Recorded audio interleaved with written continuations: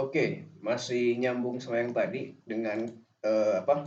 Dengan kode-kode yang ada di dalam sini, di init komponen atau di suppress warning ya.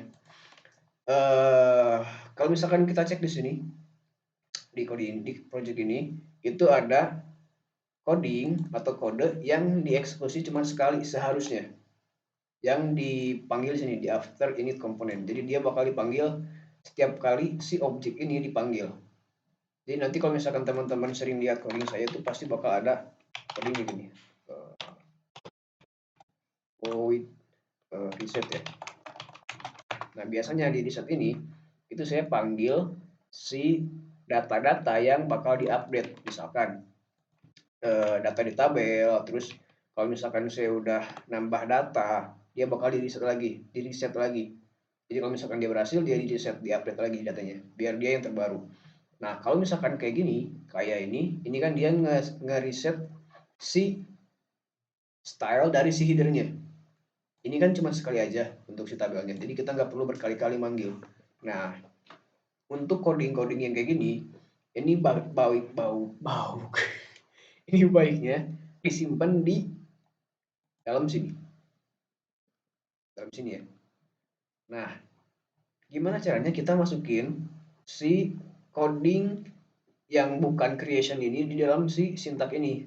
Sedangkan kalau misalkan kita pakai cara lama itu dia harus masuk ke dulu ke sini, terus masukin di sebelah mana yang kita pengen masukin. Tapi kalau misalkan kita klik si komponennya di editor, itu dia bakal reset lagi. Nah, caranya masih sama kayak tadi. Kita cut dulu, kita hapus ya. Ini kita hapus.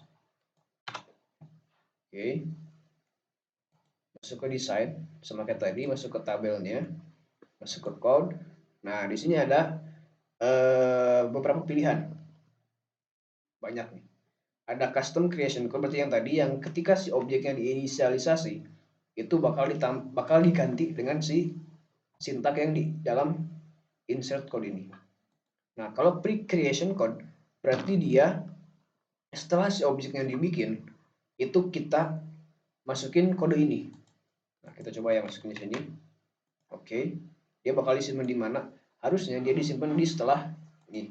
Setelah si sorry. Pre itu dia, pre itu sebelumnya. Berarti ketika kalau ini ketika dibikin, ini sebelum dibikin. Jadi disimpannya di nih, ini mana tadi? Ini tabel barangnya. Sebelum si tabel barang dibikin, kita bikin dulu coding ini. Padahal yang kita butuhkan si coding ini itu setelah dibikin ya. Berarti di post creation code. Ini kita reset dulu. Post creation code berarti setelah dibikin itu bakal ditambahin coding itu. Tapi ini biasanya kalau misalkan kita masukin di post creation code itu dia nanti bakal di bawahnya ada lagi inisialisasi variabel atau komponen yang lain. Nah, bagusnya jangan di post creation code, jadi di pre dan post itu nggak boleh. Ini saya nggak pakai di sini. Tapi kita masukin di pre init atau di post init. Kalau pre init itu dia masuknya di sebelah daerah sini. Ini ya. Jadi kita masukin di daerah-daerah sini, di pre init atau di post init code. Oke.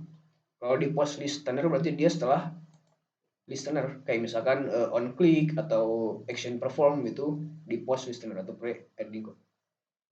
Kita masukin di pre init aja sini ya. Klik lagi, masukin. Oke. Dia bakal disimpan di sini tuh. Jadi dia bakal jadi bagian dari si tabel barang ini sebelumnya. Nah, ini kan kenapa dia merah? Sama kayak tadi dia belum diimport. Jadi kita perlu import dulu dia si kelasnya. Oke, itu aja untuk videonya. Video cara custom apa ya namanya? Cara memasukkan coding ke dalam init komponen. Itu siap, bisa ya. Berarti cara memasukkan coding ke dalam init komponen. Oke, itu aja untuk videonya. Semoga bermanfaat. Kalau misalkan teman-teman pengen dibuatkan video lain, silahkan komen di bawah ya. Nanti bakal saya respon secepat si cepat. Okay, see you in the next video.